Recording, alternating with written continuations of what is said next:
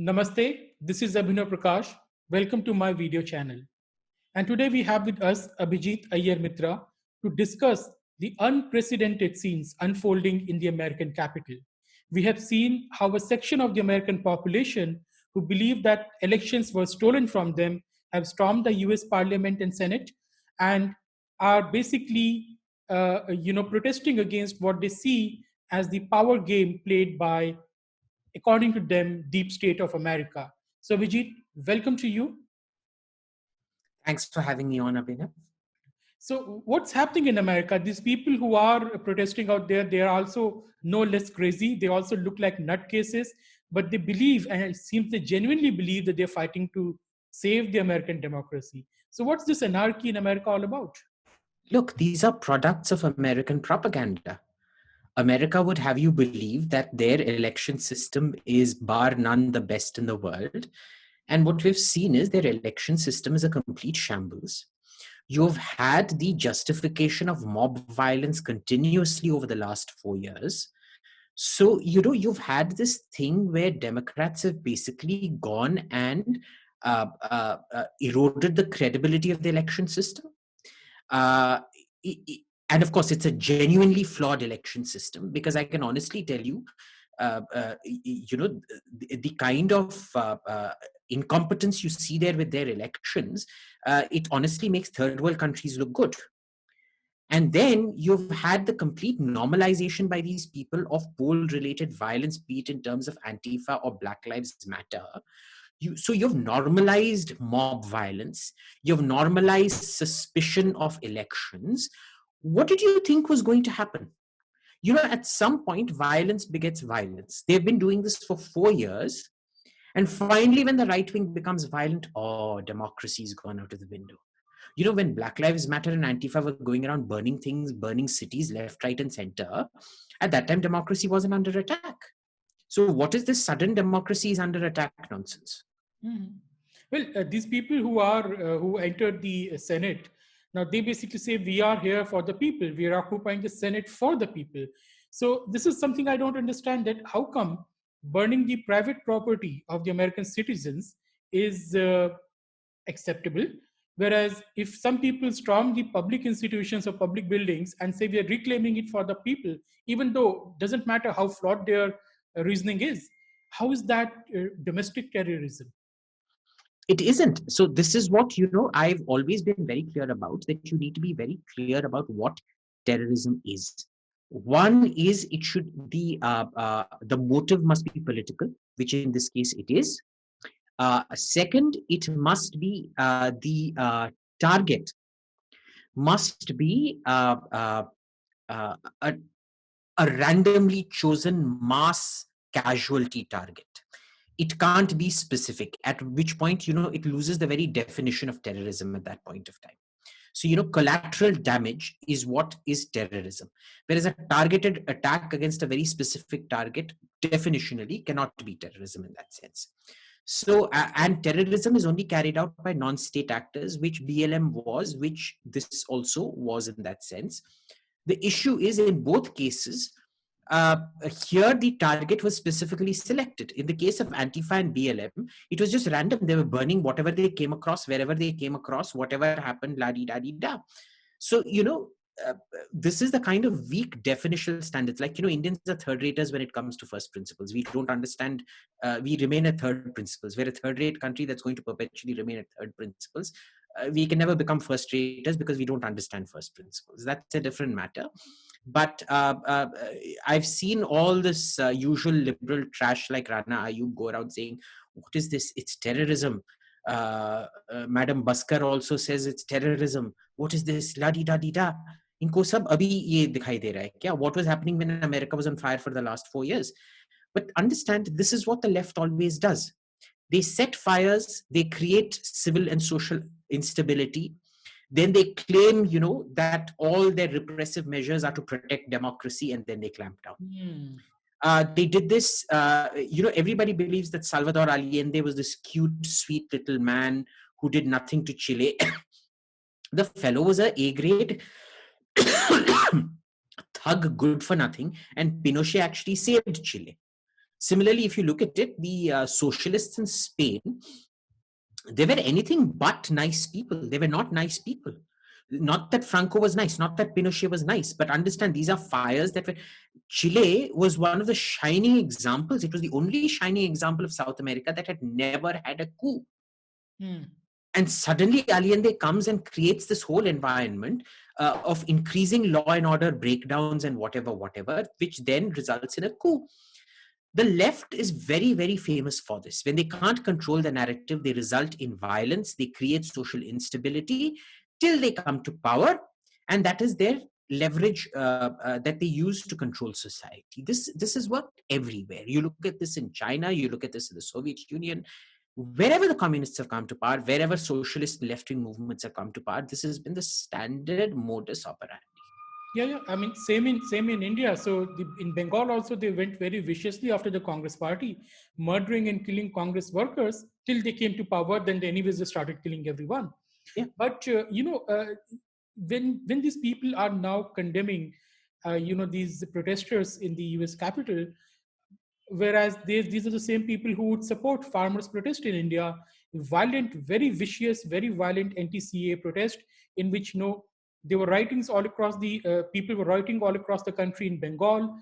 There were riots in several cities of India, stone pelting. There was attempt to kill a sitting member of the parliament in Bangalore, failing which they hacked his aide to, literally hacked his aide, but he survived somehow.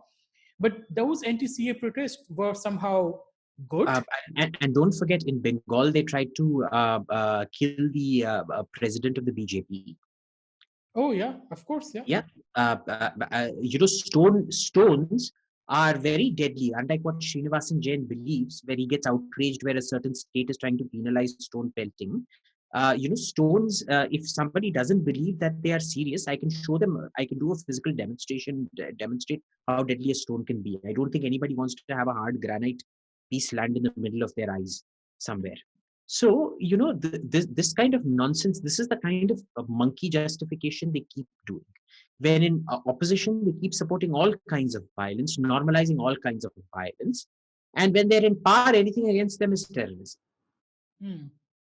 Yeah, but we have seen this thing a lot in India. So there is a concentrated attempt in India to delegitimize the election process.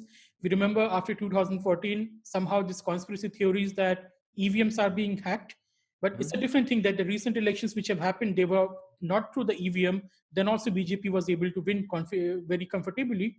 And remember, the Supreme Court actually ordered the paper trail to happen so that you can match up the paper trail vote with the electronic vote. In spite of that, they claim, now how is that possible? Because the paper trail is given to you in your thing, you can verify if what you voted for is what appeared on the this thing. In spite of that, they keep doing all this nonsense. So for them, facts are entirely irrelevant. It's narrative over facts. Mm-hmm. So And they're very good at the narrative, because the problem with the right, it doesn't matter where it is, in India or in America, what we're seeing is that because the left has the tools of social validation, everybody falls into the trap that they need to get into the validation of the left. So that is what you're going to see happen. And unfortunately, what's going to happen in America right now is you're probably going to see a lot of people jump ship because they don't want their careers destroyed now, because all left-wing people will decide that, anybody who served with the Trump administration essentially participated in a coup.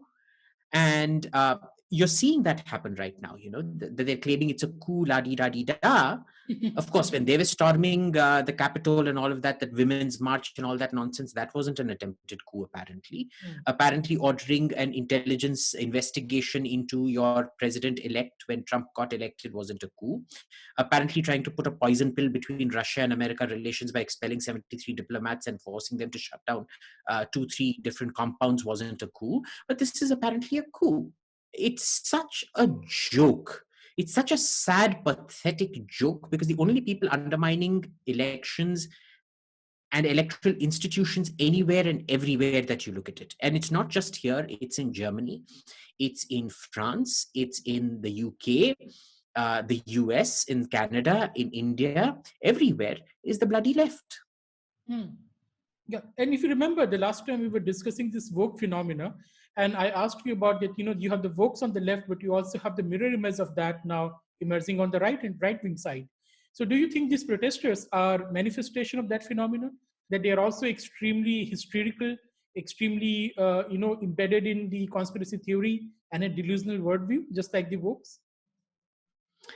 Yes. But I would very categorically state that the burden of guilt on these particular right wokes in America is less than what the burden of guilt that left wokes bear. I'll tell you why. The right wokes have been provoked into this after 4 long, extremely trying years. The left has been doing it every single day for the last 4 years. Okay.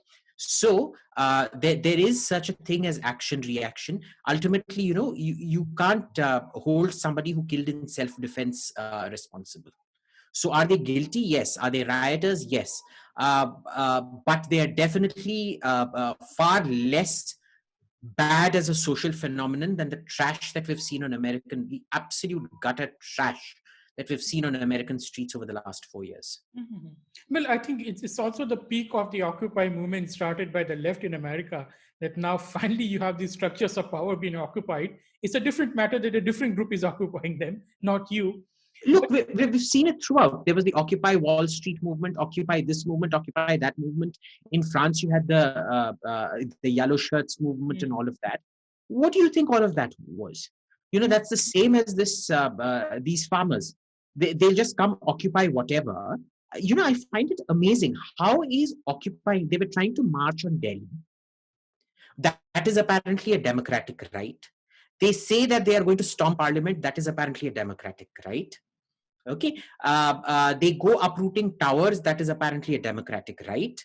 But then when similar people go and occupy the Capitol building, that is terrorism. Yeah, this is something we have to basically ask, that because you have lots of people in India supporting the farmers' protest in India, but they are also very much anti what is happening in America. How does it work? I mean, what is there for these people to gain? If you are against that anarchy, and if you are instigating anarchy, remember that anarchy, no one can control that. The best thing is when this is why I support absolute freedom of speech. You understand? This is why I'm against arresting people like Munawar Farooqi, because what happens is ultimately the truth always shines through. And this is where you see what an absolutely fraudulent piece of trash Rana Ayub and Swara Bhaskar actually are. They are naked to the entire world. Their hypocrisy is naked to the entire world.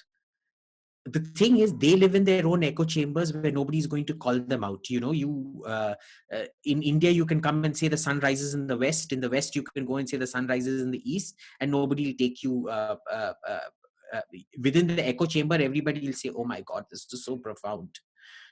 It's like the philosopher who said, what use is the sun? It gives us light when there is light, but look at the moon. It gives us light when there is no light. There's a famous Russian joke about a philosopher. Of course, the idiot doesn't realize that it is light because of the sun, and it is dark because the moon does not have any actual light to give. It's a reflected light. But this is how these narratives are built. And I'm sorry to say this, but in India, of course, the Indian right is particularly poor at setting the narrative.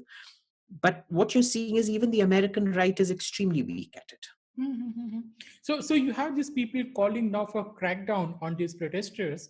But if you remember when the BLM riots were happening, in New York Times, they were giving space to Taliban, spokesperson to write columns.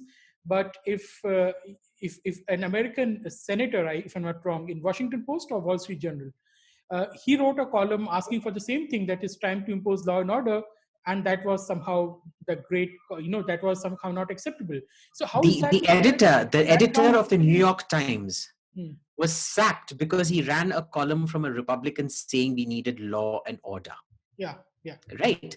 And not the same people are calling for law and order. Exactly right. Now, there's also another thing, which is, all these newspapers New York Times, Washington Post, Al Jazeera, terrorist channel, the New Yorker, they all ran pieces, showcasing this book called In Defense of Looting Oh my by goodness. a lady called Vicky Osterweil, hmm, where she was basically arguing how looting is a socially beneficial phenomenon that equalizes privilege, and it's about normalizing, equalizing the violence that these people, the looters, suffer institutionalized societal violence over tens of years, and therefore looting is a fantastic form of dissipating it and normalizing it. These I'm gutter speechless. trash, huh? I'm speechless. Yeah, this is the book. I don't know if you can see it. No, I can't say it, but yeah. Okay, but you should check it out. It's by Vicky Osterweil. It's called In Defense of Looting. All these people ran this woman as if she was some great savant. And today, they're like, oh my God, it's looting, it's rioting. How can you do that? It's 10 years in jail for you. Oh my God, white supremacist. So apparently, if you're black, you can get away with it. It's normalizing privilege, but if you're white, you can't get away with it. But don't you think that it tells you a very deeper problem in the American polity today? That the polity is so polarized and so dysfunctional. First of all, they can't conduct their elections properly, then they can't count their votes properly, and then they can't decide, on a peaceful transition of power. What do you think is happening to America in the long run? What factors are playing role here? Look, American elections are a joke. It's not just now, it's been for a very long time that their elections have been a joke, because they basically, you have too many rules. It's the best argument against federalism that you can have. The federalization of voting rules, this is the best argument you can have against it as an American election. Remember, these are also the Americans that will applaud Iranian protesters for rioting after Ahmadinejad won the elections. Remember that? They were the same ones that were applauding the Ukrainian coup against when Yushchenko won the election. Was it Yushchenko or Yanukovych? I forget. So-called Orange Revolution. Whoever, the Ukrainian thing. These were the same people that were, saying, oh, the riots that got rid of Edward Shevardnadze and people like that, or was it Zaviad Gamsakpurdia in Georgia, were fantastic people, so on and so forth. Again, what is your definition of electoral validity and what is not? These were also the same people that called the Hamas won a legitimate election by a popular vote, and they all supported Israel nixing that vote and declaring the elections null and void. And that led to the partition of Palestine into the West Bank and the Gaza Strip. So you need to have certain basic parameters, which it doesn't suit them. And the problem with the right, of course, is we've never been able to build a clear counter narrative against it. We also get into this whole relativism and selectivism. I think selectivism is the greatest downfall of the right, and it is the greatest weapon of the left. Well, you are right. I mean, even while they are denouncing what is happening in America, the same people are wishing the same thing to happen in India so as to overthrow the Modi government. I mean, it's very apparent on the social media post and the Twitter. They're wishing that something should happen and we should throw out the Prime Minister of India out of the office. Yeah. But, that's, I mean, what more can we say? We've just talked about this for the last 20 minutes and it keeps coming back to the same thing. These people are absolutely third-rate hypocrites. And the worst thing is, these will be the same kind of trash that keep getting invited to event after government-sponsored events in India, mind you. Okay, government-sponsored events, this kind of trash will keep getting invited to. Which also shows you the desperate need that our government has for the validation of these kind of people. That acute inferiority complex, that need for the left's validation. That is their most powerful tool of social control. So is this kind of a new class of rulers who deploy wokeism as a new religion to control the society?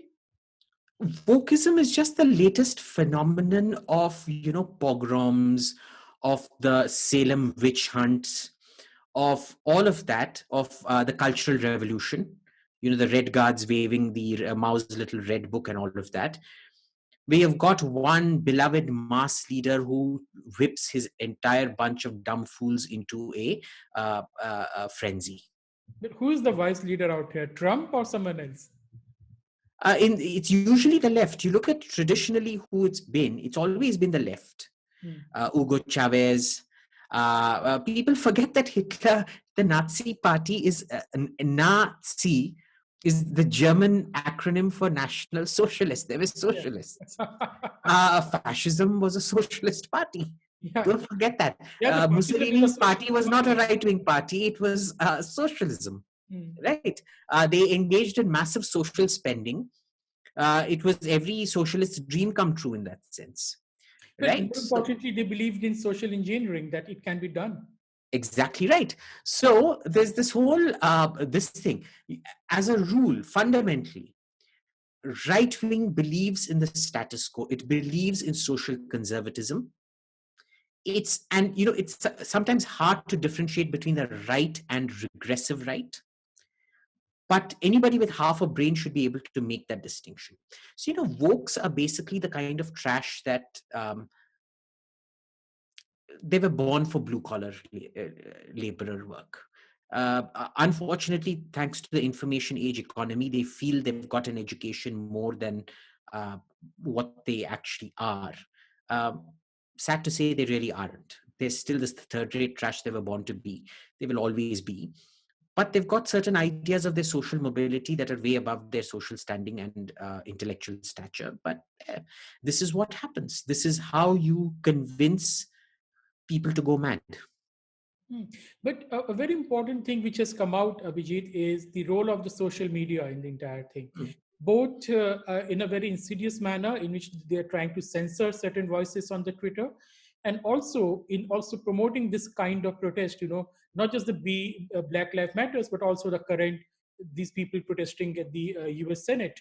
Now, what is the role of social media in all this thing, and do you think that is a threat to India in the coming years? If you remember, I filed a case against Facebook almost 2 years back uh, for interfering in Indian elections. I have constantly held that you need to hold Twitter, Facebook, Instagram, all these people, their management accountable for censorship and whatnot in India. The government has consistently failed to do it. And today, what you see is they feel so empowered that they've locked Donald Trump's account. They've deleted his tweet and they've locked his account. Why? Because it apparently runs against their civic policy. Where was their civic policy when these scumbags were encouraging Shaheen Bagh rioters, when they were encouraging Delhi rioters, when they were encouraging these farmers going around picking up polls, when these American trash were going around encouraging BLM and Antifa rioting? Where was the civic policy then? Right? Understand what a danger these people pose. The only place for Jack Dorsey to be is on the other side of a solitary confinement cell for the next 25 years. The only place for Mark Zuckerberg to be is on the other side of a Saudi jail cell for the next 25 years. Okay. Unfortunately, the need that inferiority complex driven need for white validation and social validation, left-wing social validation, will mean that India will never take that action, even though India is uniquely placed in a position to take action where private enterprise freedom is not guaranteed under the Constitution, unlike America where it is. And yet they will not take that action. Okay. So do you think this is coming to India as well, this kind of social media interference? I'm giving you a written guarantee now. Take a screenshot of this or take a video clipping of this and put it up on the internet. Not during the election. It is going to start right now, where you're going to start seeing the increasing censorship of the right wing on Twitter, Facebook, and Instagram. And you're going to bhuktovify the results in about starting in the next 5-6 months itself. I won't be surprised if they lock down Modi's account in about a year, 2 years' time. Hmm. They can definitely do that, and Not they can, they will. They're just waiting for the exact opportunity to do it. Make no mistake about that. yeah, If you look at the kind of trash that Twitter take on their global leadership policy junkets, or Facebook takes in their global leadership policy junkets, they all come from a certain political point of view. hmm. Okay. Remember the way this lady was kicked out of Facebook. What was her name? Uh, Uh, I mean, forgetting her name, yeah, but I'm getting the point. yeah, you know who I'm talking about. She was kicked out after she opposed the locking of a certain Facebook page. All the documents were leaked internally by Facebook employees. And you have a blatant Facebook employee who worked as a Congress, whatever, who's what, vice president or something of Facebook, who actually has outrageous tweets on his timeline, who is actually protected and shielded by the company and kept on. Hmm. Hmm. Mm. I think you need to bring serious penal consequences where the algorithms of the this thing have to be shared. Let's be clear; they are already in violation of Indian law. There are the intermediary guidelines which are very, very clear about this. The problem is their guidelines. They haven't been turned into law. And unfortunately, I am less than impressed by the caliber of parliamentarians sitting on our panel looking into these issues. If it is taking you so long to come to a decision that is so clear and straight and straightforward and short, then you have to question the what is happening with those parliamentarians sitting on that particular panel. I have seen the guidelines. I am not impressed by them. It creates too much room for confusion and interpretation. This needs to be very clear. If you are an intermediary, you have absolutely zero editorial control. You can't define hate speech, any kind of speech. That's it. The moment you exercise editorial control, you are criminally responsible for everything that happens on your uh, uh, uh, uh, Platform. platform. And if you censor people, you are still editorializing and you will be held criminally responsible for it. Hmm. For theft of property, because anything an individual posts on your platform is technically their property. It's their IPR, Hmm. which you have deleted, in which case that is property theft, or it is property damage or destruction. It's like me coming into your house and spray painting all your walls white or pink or whatever it is, right? Their executives have to be held criminally liable in India. I fully I agree. am telling you this now. And if the BJP fails to do it, I suspect they won't, they will never have the guts to do it because they're feckless. They are too craving of white man's approval and of liberal approval. You've seen this. You've seen the vice president advertise the Hindu. Hmm.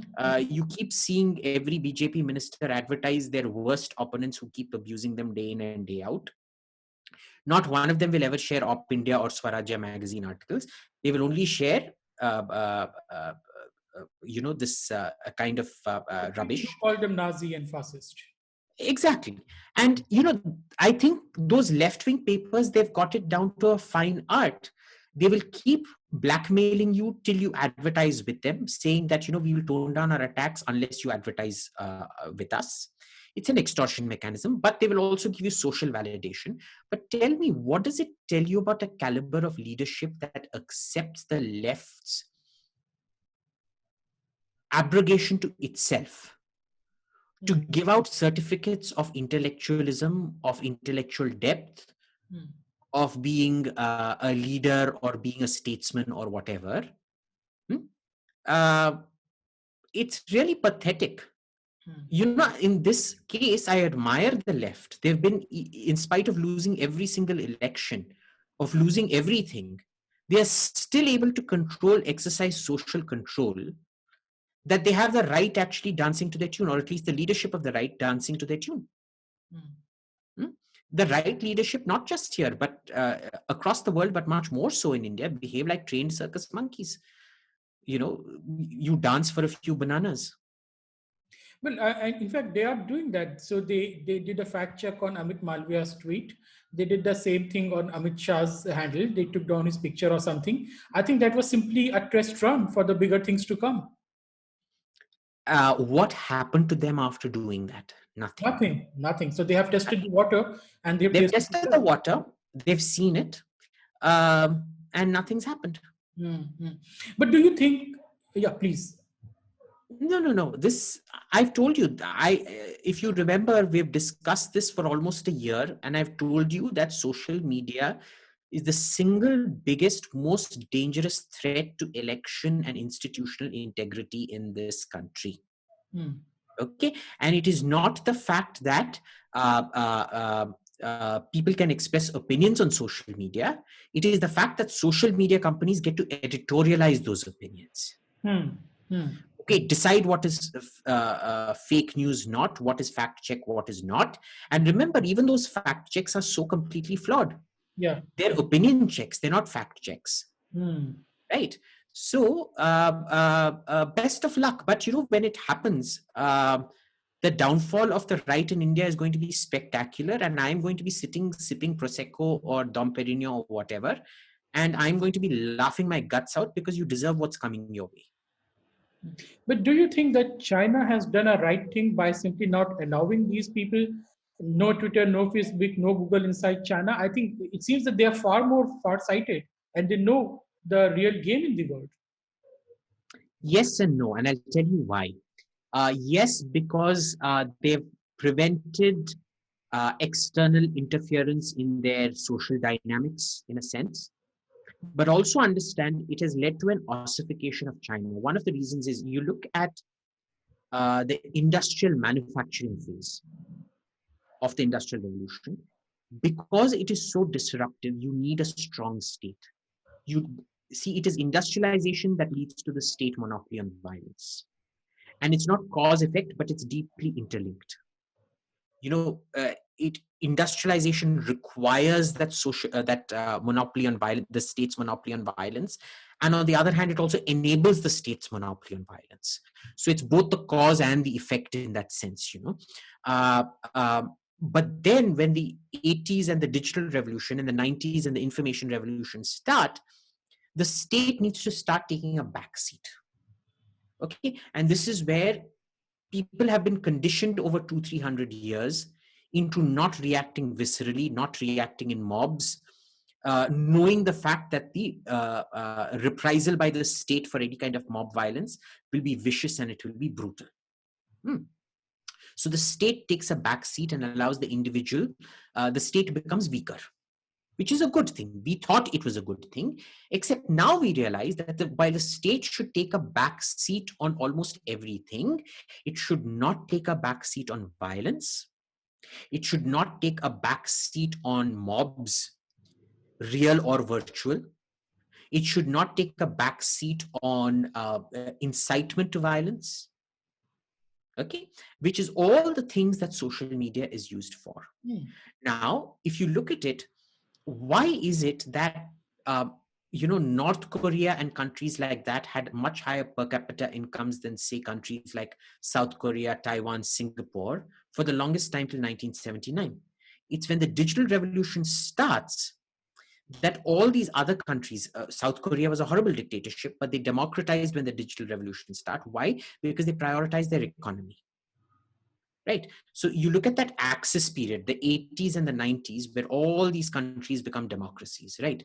Greece, Turkey, Spain, Portugal, uh, uh, um, uh, uh, Singapore, kind of. I mean, Singapore is always an iffy case, but Taiwan, South Korea, all these countries become democracies. Why?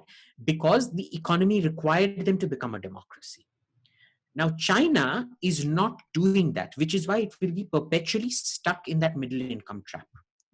Because remember, the kind of fluid mixing that social media and the information age allows is critical to the growth of an economy. And you're not seeing that happen in China. They are simply not transforming into an information age economy. And that is their negative. I think it's a very big negative, which is why I think it's much better to have all information shorn of editorial control, be out there, right? Because it is up to people to decide what is right, what is wrong, what they believe, what is not. Because otherwise, you can say religion is the biggest collective mass delusion, right?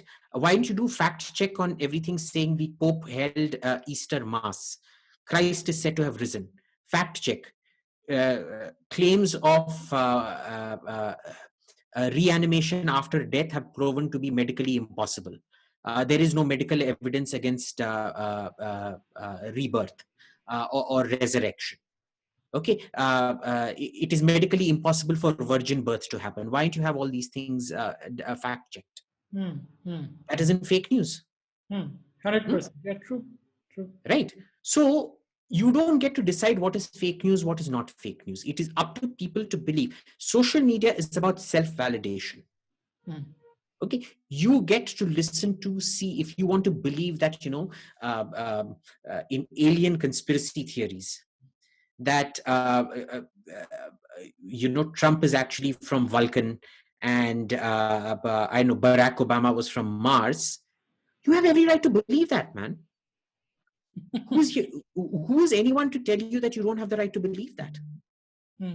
Or that you don't have the right to, Scientology, for example, believes that we're all from a different planet and we've come here. Why doesn't Facebook and Twitter go around censoring everything to do with Scientology? So you can't have these highly arbitrary standards applied based on where on who your CEO is sleeping with or who's screwing him. But and this is the last question, Abhijit. What is happening in America? The world is seeing that American democracy for what it is. What repercussions will that have around the world? Will that strengthen the dictatorships like Iran, or will that strengthen the autocracy like China? No, it won't have any impact realistically. It'll just be used by the Democrats to impose a lot more social controls on white people. Unfortunately, whether we like it or not, these riots that we saw at the Capitol Hill, they're going to give the Democrats a huge, especially the woke Democrats, trash like Ilhan and Kamala, a lot of leeway to enact social engineering, social restrictions, social controls, and things like that. So I'm waiting for the next election. I am really waiting for the right-wing fight back on this. I hope there's a fight back. I suspect there won't be, because the right always believes in law and order.